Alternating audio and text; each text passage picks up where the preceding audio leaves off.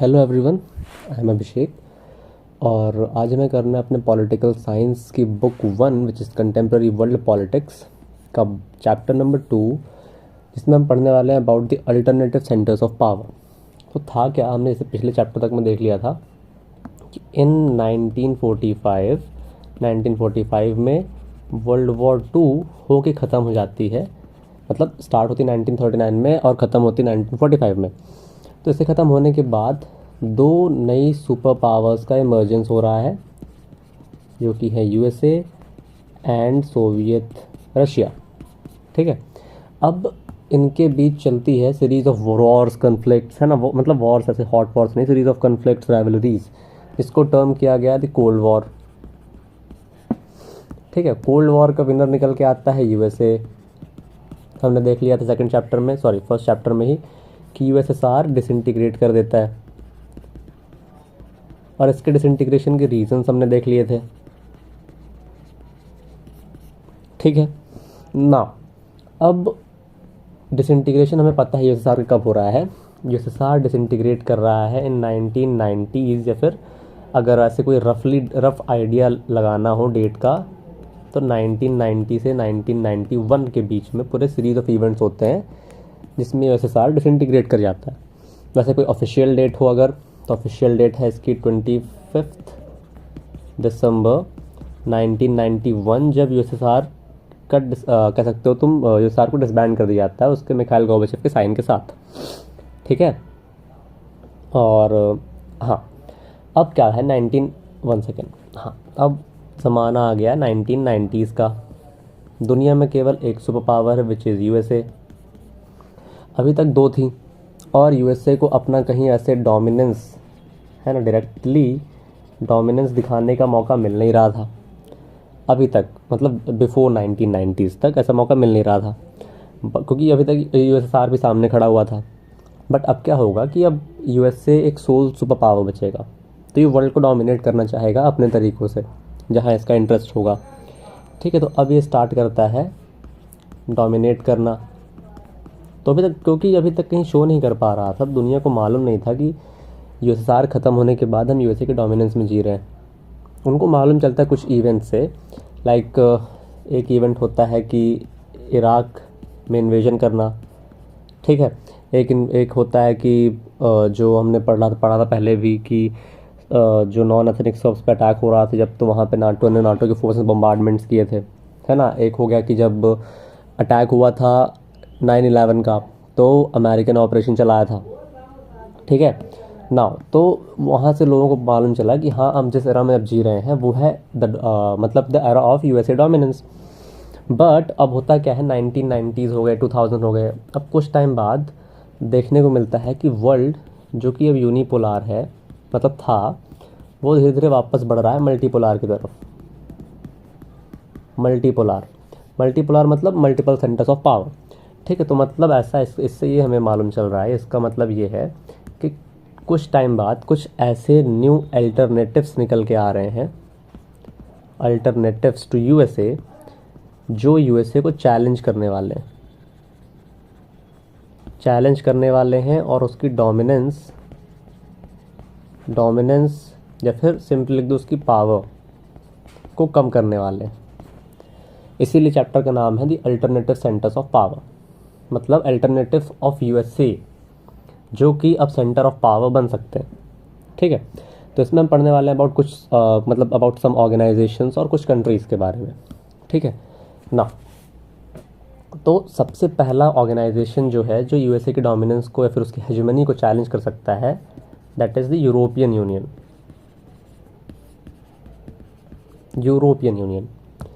ठीक है, थोड़ा यूरोपियन यूनियन के बारे में अगर देखें तो हमें मालूम है कि 1945 पे जब वर्ल्ड वॉर 2 ख़त्म हो रही है, तो यूरोप तो तबाह हो चुका, यूरोप की इकोनॉमीज़ भी तबाह हो चुकी हैं। देन हमने देखा था कि यूरोप फिर उसको यूएसए एड दे रहा है, अपनी तरफ आकर्षित कर रहा है ना। तो इनको यूएसए ने एड दिया, एड देकर इनको अपनी तरफ इंटीग्रेट किया, है ना। अमेरिका ने, मतलब कोल्ड वॉर के लिए इनको अपने साथ लाने के लिए, इनके लिए एक प्लान बनाया which is known as the Marshall plan. ठीक है, मार्शल प्लान बनाया जिसके तहत इन्होंने मतलब यूएसए ने वेस्टर्न यूरोप को एड एंड एडवाइस देना स्टार्ट किया। ठीक है, मार्शल प्लान बना और मार्शल प्लान के बाद बनता है इसी के थ्रू OEEC, मतलब कि organisation for European economic, 1 second लिख ही देता, अरे तेरी, हाँ, organisation for European economic cooperation. ठीक है, तो वो बनता है। अब ये बन रहा है कब? ये बन रहा है 1948 में, डेट याद रख लेना, 1 सेकेंड, 1948 में। अब एक चीज़ और याद रखना है, मार्शल प्लान का नाम पड़ा है from the name of, 1 second, name of John Marshall, John Marshall जो कि एडवाइज़र थे, which who was an adviser to the USA president Harry Truman, Harry Truman.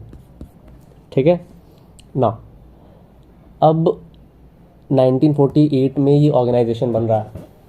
ठीक है, देन कुछ टाइम बाद हम देखते हैं कि यूएसएसआर भी वीक पड़ने लगता है। यूएसएसआर वीक पड़ने लगता है तो धीरे धीरे यूरोप, मतलब एक तरह से तो इवोल्यूशन हुआ था इनके टाइम के साथ, वो हम टाइमलाइन में देख सकते हैं।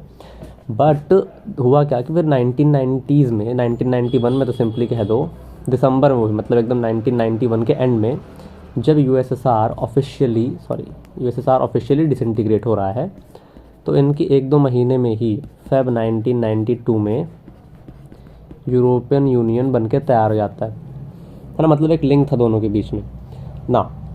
अब थोड़ा इसके बारे में अच्छे से देख लेते हैं। तो होता क्या है, एक सेकेंड, हाँ पहले कुछ चीज़ें और नोट कर लो, उसके बाद देखते हैं। अच्छा आगे, एक सेकेंड, हाँ अब देखो 1948 में OEEC बन रहा है, जो कि बना रहा है यूएसए वाया मार्शल प्लान। ठीक है, देन ये लोग 1949 में यूरोप वाले अपना खुद का ऑर्गेनाइजेशन बनाते हैं, विच is the council of Europe for political cooperation. ठीक है, देन धीरे धीरे 1951 में कुछ ट्रीटीज़ होती हैं और ऑर्गेनाइजेशन बनता है ECAC, कोल एंड, 1 सेकेंड, एक सेकेंड रुको, इसमें ट्रीटी, 1 सेकेंड रुको, 1951 में European coal and steel committee बनती है। ठीक, देन 1957 आता है, उसमें भी ये सब हम टाइमलाइन में ऑफकोर्स देखने वाले हैं अभी, तो उसमें यूरेटम एंड ऑल बनता है। ठीक है, देन धीरे धीरे 90, अब होता क्या है कि 1957 में एक और चीज़ बनती है, which is European economic committee, है ना, कोऑपरेशन जब भी कह सकते हो उसको, EEC बनती है, यूरोप मतलब कम्युनिटी बनती, सॉरी, है ना, European community, European economic community. अब धीरे धीरे अगले हर मतलब कुछ सालों में नए नए मेंबर्स यूरोप के इस कम्युनिटी में जुड़ना शुरू करते हैं। ठीक, देन बहुत सारे नए नए मेंबर्स जुड़ते हैं, 1981 हो गया, है ना, 1985 हो गया, 1 सेकेंड, 1995 हो गया, देन 2007 हो गया, मतलब जुड़ते रहते थे लोग इसमें। फिर धीरे धीरे इसका नाम भी पड़ गया था यूरोपियन इकोनॉमिक कम्युनिटी से केवल यूरोपियन कम्युनिटी। देन 1992 में क्या होता है, ये लोग इसी को चेंज करके बना देते हैं to the European Union. And then 1993 में ये लोग खुद का एक सिंगल मार्केट बना लेते हैं, सेम मार्केट, मतलब सिंगल मार्केट रहेगा सबके लिए। ठीक है, देन कुछ सालों में और लोग यूरोपियन यूनियन ज्वाइन करते हैं, है ना, 2007 में रोमानिया, बुल्गारिया। देन 2002 में ये लोग अपनी करेंसी लॉन्च करते हैं, यूरो। 2003 में ये लोग अपना खुद का कॉन्स्टिट्यूशन लॉन्च करने का ट्राई करते हैं, बट नहीं कर पाते, फेल हो जाता है। ठीक है, और चीज़ें यहाँ पे इंपॉर्टेंट हैं कि 1979 में फर्स्ट यूरोपियन पार्लियामेंट की मीटिंग हो रही है, बट ये सब टाइमलाइन में लिखा हुआ है, आराम से पढ़ सकते हो, इसमें कोई समझाने वाला पोर्शन है नहीं, है। तो मतलब पूरा एक तरह से इवोल्यूशन हो रहा था, फिर एट लास्ट जाके EU बनता है, और EU बनता है थ्रू, 1 सेकेंड, EU बनता है थ्रू द maastricht ट्रीटी।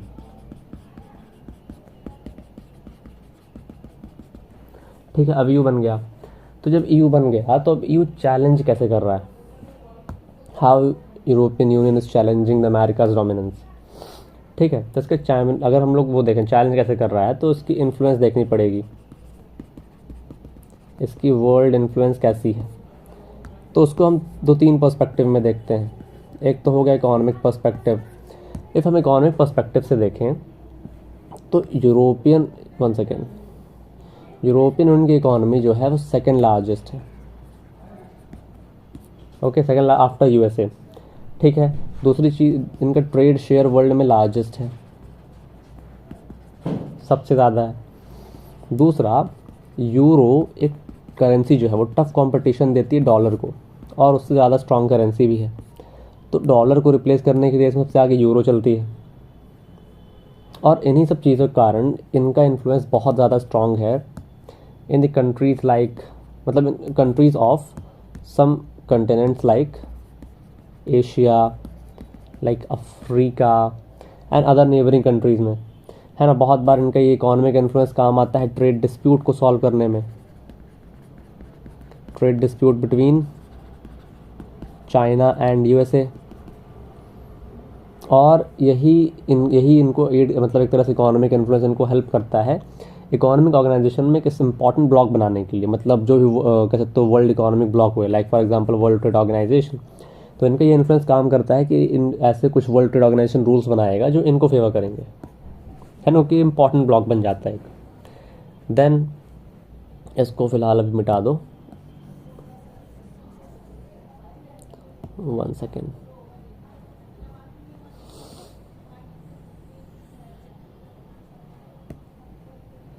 ठीक है ना।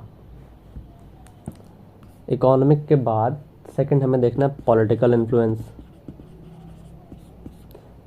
सो पॉलिटिकल इन्फ्लुएंस कुछ ऐसा है कि यूरोपियन यूनियन का 1 मेंबर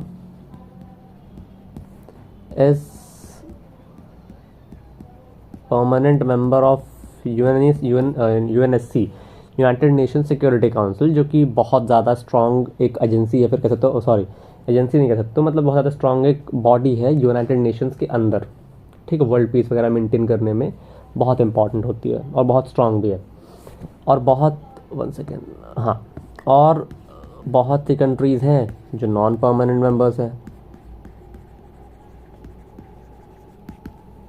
ठीक है।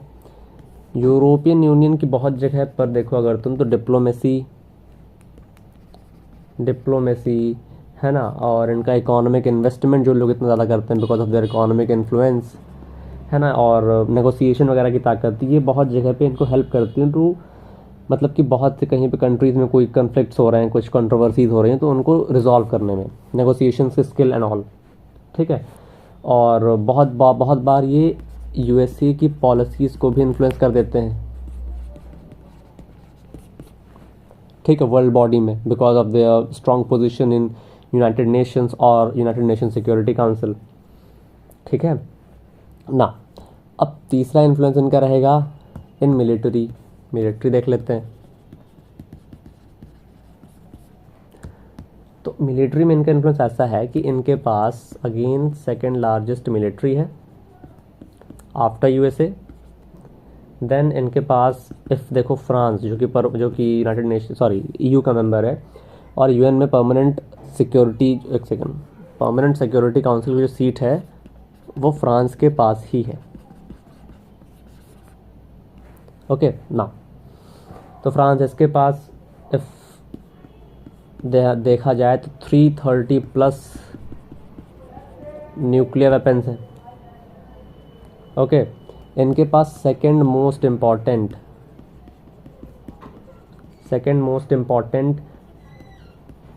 कम्युनिकेशन एंड स्पेस, टेक्नोलॉजी है और एजेंसी भी है। तो इन सब चीज़ों के कारण एक तरह से मिलिटरीली भी यूएसए का अल्टरनेटिव खुद को प्रूव करते हैं। ठीक है। इकोनॉमिक मीन्स में ये रीजंस हो गए, पॉलिटिकल मीन्स में ये रीजंस हो गए, और मिलिटरीली ये सब रीजंस के कारण ना। अब ऐसा तो है नहीं कि इतना ज़्यादा स्ट्रॉन्ग है कि तुरंत यूएसए को टेक ओवर कर सकता है, इसके खुद के भी कुछ प्रॉब्लम्स हैं, तो प्रॉब्लम्स भी देख लेते हैं। Limitations of EU. तो लिमिटेशंस ये हैं कि बहुत बार होता क्या है ना कि कुछ member comes in odd with each other.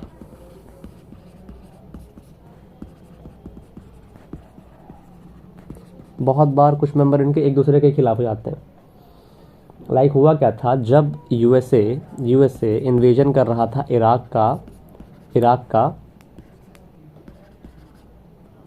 Second, हाँ, इराक इन्वेजन कर रहा था, तो बहुत सी countries like UK and other new members वो सपोर्ट कर रहे थे यूएसए को, बट फ्रांस एंड जर्मनी वो अगेंस्ट इट। ठीक है, तो एक दूसरे के ऑड में आ गए again.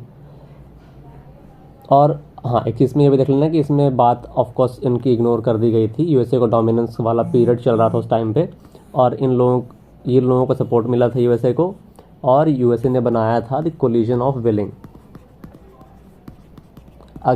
Going against rule of United Nations, है ना। उसने कोलिजन ऑफ विलिंग बनाया यूनाइटेड नेशन के मना करने के बाद भी, और इन्वेड कर दिया इराक को।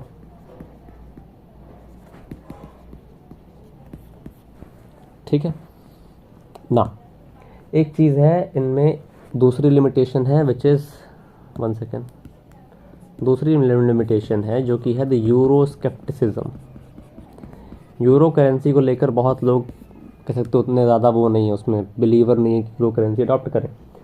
लाइक कहते हैं बहुत लोग कि यूरो एक चीज़, और जो कहते हैं कि यूरोपियन यूनियन जो है वो एक इंटीग्रेशनिस्ट एजेंडा लेके चल रहा है, पूरे यूरोप को एक साथ मिलाना चाह रहा है, जो कि इतना आसान है नहीं।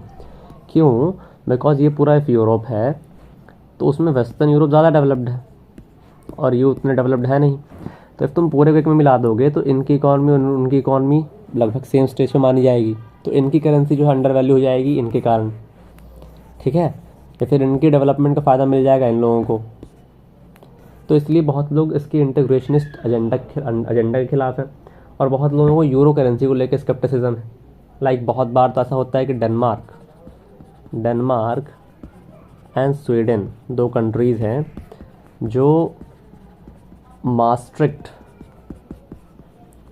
ट्रीटी को ही रिजेक्ट करती हैं, जिससे ईयू बना हुआ है, और करेंसी को तो करते ही हैं लोग, है ना। और यही सब देखो, इन्हीं सब चीज़ों के कारण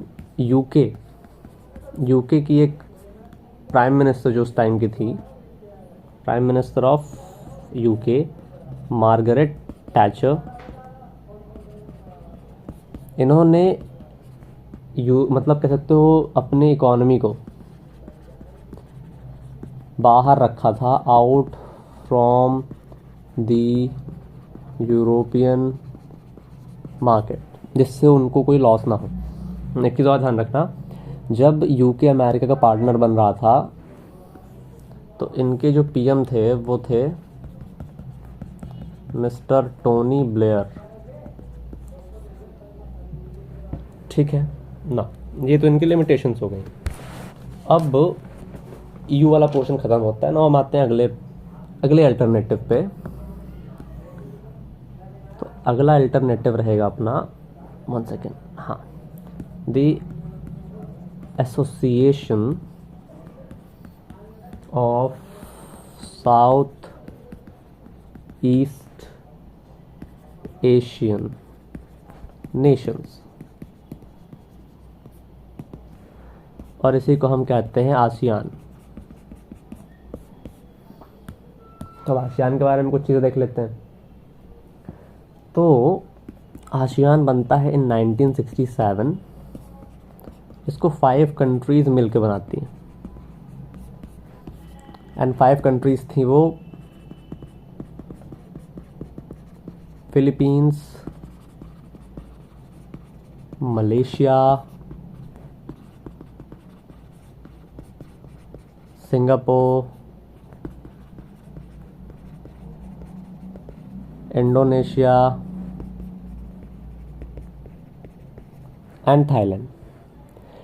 ठीक है, तो ये कंट्रीज बनाती हैं। इनका बल्कि कोड मैंने याद रखा, तुम याद रख सकते हो, लाइक PM सिट F रखना हो इस तरह करके, तो बाकी कोई तुम्हारे पास खुद का हो तो वही बना सकते हो, है ना। मैंने तो PM सिट से याद करके रखा था। तो था क्या ना कि जब देखो 1940s में हमने पढ़ा था पहले भी कि 1945 के बाद से जो पीरियड था उसमें प्रोसेस स्टार्ट होता है डीकोलोनाइजेशन का।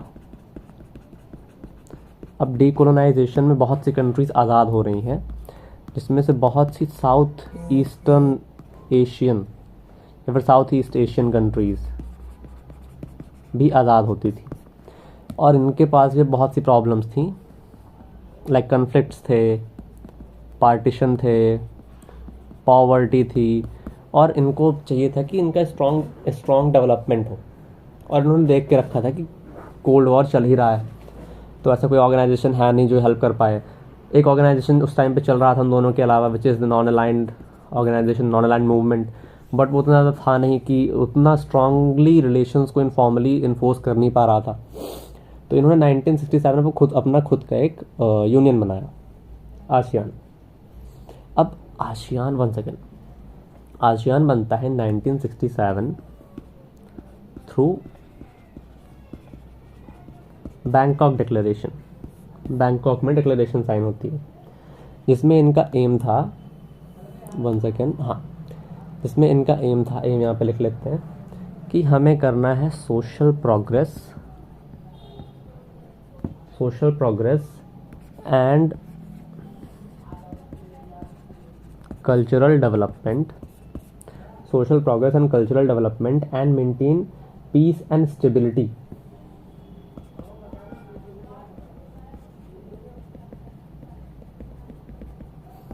अब या तो अगर इफ और डिटेल में देखना है तो ऐसे भी लिख सकते हो कि आसियान बनने के 2 ऑब्जेक्टिव्स थे, एक था प्राइमरी ऑब्जेक्टिव एंड एक था सेकेंडरी ऑब्जेक्टिव।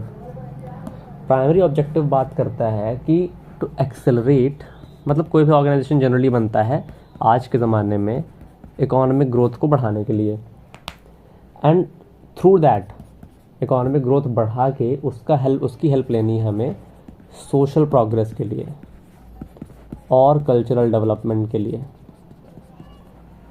ठीक है।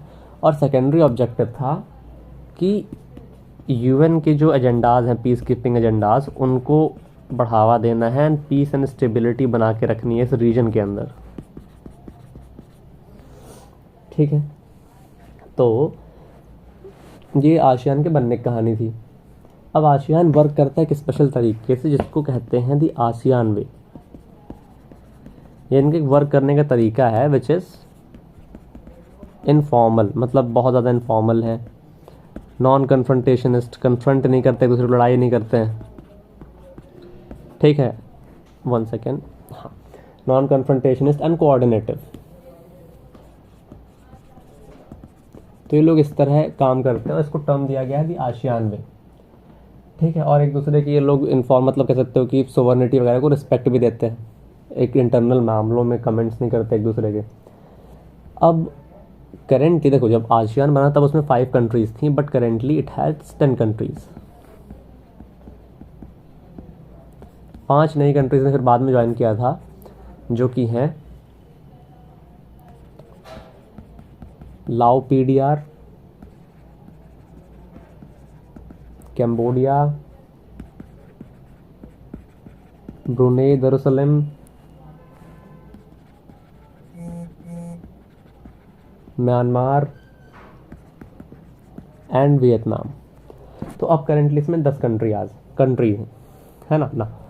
अब देखते हैं, हाँ, तो 2003 में आसियान की कम्युनिटीज इस्टेब्लिश होती हैं,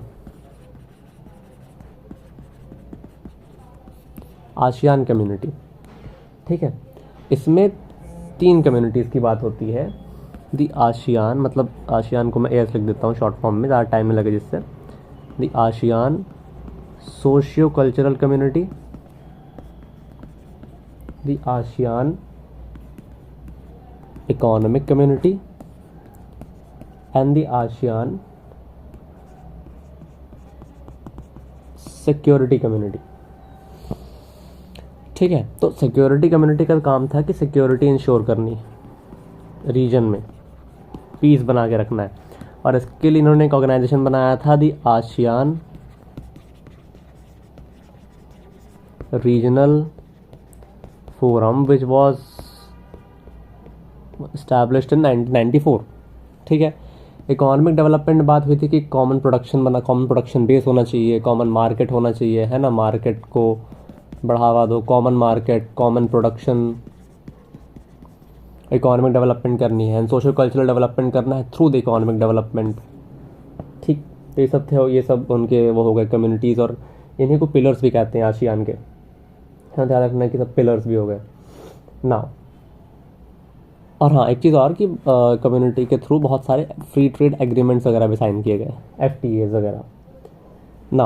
अब आसियान उस रीजन में बहुत ज़्यादा इंपॉर्टेंट हो जाता है, और आसियान अब धीरे धीरे इसीलिए क्या कर रहा था क्योंकि इसने देखा कि EU बहुत ज़्यादा आउटवर्ड लुकिंग रोल कर रहा है, यूरोप के बाहर भी देख रहा है दोनों साइड पे। तो आसियान ने भी थोड़ा बाहर देखना स्टार्ट किया। इसने अनाउंस किया द विजन 2020, जिसमें they will pursue an outward looking role. मतलब सबसे पहले तो इन लोग अपने खुद के नेगोशिएशंस वगैरह करके कन्फ्लिक्ट सॉल्व करेंगे। लाइक उन्होंने ख़त्म किया था the east Cambodian conflict, East Timor crisis, हर साल एनुअली मिलेंगे, है ना, डिस्कशन करेंगे, कोऑपरेशन करेंगे, और फिर बाहर भी देखेंगे, मतलब बाहर भी कन्फ्लिक्ट वगैरह जहाँ होंगे उनको स्टेज प्रोवाइड करेंगे अपनी प्रॉब्लम सॉल्व करने के लिए। ठीक है ना। अब थोड़ा देख लेते हैं आसियान रिलेशंस विद इंडिया, क्योंकि इंडिया के बहुत ज़्यादा पास में है ये, तो इंडिया के साथ रिलेशंस कैसे हैं इसके। तो आसियान बिलीव करता है नेगोशिएशन एंड मतलब कंसल्टेशन। ठीक है, तो अब ये कुछ भी चीज़ करने से पहले नेगोशिएट करता है, कंसल्ट करता है from its member states, dialogue partners and non regional organisation से। तो ये लोग मतलब अपने रीजन में बाकी रीजन्स, बाकी कंट्रीज या फिर और ऑर्गेनाइजेशन से भी मतलब कह सकते हो कि कंसल्टेशंस वगैरह लेते रहते हैं। तो उसमें भी इंडिया एक इम्पॉर्टेंट मेंबर हो जाता है इनका। तो अब इनिशियली इंडिया आसियान का रिलेशन उतना ज़्यादा स्ट्रांग था नहीं। ठीक है, क्योंकि हम लोग वैसे पहले से ही बिजी थे नाम में 1990s तक। After the disintegration of USSR after 1990s, one second, India ने देखना शुरू किया आसियान की तरफ। ठीक है, आसियान की तरफ, और हमने फिर लेटर साइन किए इनके साथ FTAs। लाइक इन 2010 हमने बहुत से एग्रीमेंट्स, ट्रेड एग्रीमेंट साइन किए, फ्री ट्रेड एग्रीमेंट साइन किए विद बहुत से south east Asian Nations like Singapore, Malaysia and Thailand. ठीक है, 3 साउथ ईस्ट एशियन नेशंस के साथ हमने फिर फ्री ट्रेड एग्रीमेंट साइन किए थे। ओके, हाँ, अब एक चीज़ ध्यान रखना, जब 1990s के बाद से इंडिया ने आसियान की ओर ध्यान देना शुरू किया था, तो एक स्लोगन, मतलब जो एक वर्ड मोटो निकाला गया, वो था the look east policy. 1990s की बात, जिसको इन 2014 न्यू गवर्नमेंट या फिर BJP गवर्नमेंट ने चेंज कर दिया टू एक्ट ईस्ट पॉलिसी। मतलब हमें सिर्फ देखना नहीं है साउथ ईस्ट की तरफ हमें एक्ट भी करना है उनकी तरफ। अब इस एक्ट ईस्ट पॉलिसी में सिर्फ साउथ ईस्ट एशिया नहीं आता है, ध्यान रखना, इसमें ईस्ट में जापान वगैरह भी आता है। ठीक, तो ऐसे ये आसियान भी एक इम्पॉर्टेंट अल्टरनेटिव हो जाता है जो कि चैलेंज कर सकता है USA को। ठीक है, तो 2 important alternative centres of power हमारे हो गए। नाउ नेक्स्ट अपना रहेगा अबाउट चाइना। वन सेकेंड, ठीक है, चाइना जो कि एज अ कंट्री चैलेंज कर रहा है USA को। कुछ और भी कंट्रीज एडेड थी इसमें, लाइक इंडिया, इजराइल, रशिया, है ना, ये सब भी एडेड थी, बट उनको शायद डिलीट कर दिया गया है। ब्रिक्स भी था, ब्रिक्स को भी हटा दिया गया है। तो सिर्फ चाइना पढ़ना है हमें, जिसमें हम पढ़ेंगे the rise of Chinese economy, economic rise, then इसके इंडिया के साथ रिलेशंस कैसे हैं वो देख लेना है हमें, और USA को चैलेंज कैसे कर रहा है वो देख लेना है हमें। ठीक है, तो इस चैप्टर में इतना ही है लगभग। उसके बाद और भी 2 बॉक्सेस में अलग से 2 नेशंस के बारे में बताया गया है, which are about Japan and South Korea. तो ये तीनों टॉपिक्स हम देखने वाले हैं अपने अगले लेक्चर में। ठीक है, तो टिल देन इसको ध्यान से याद रखना। Thank you.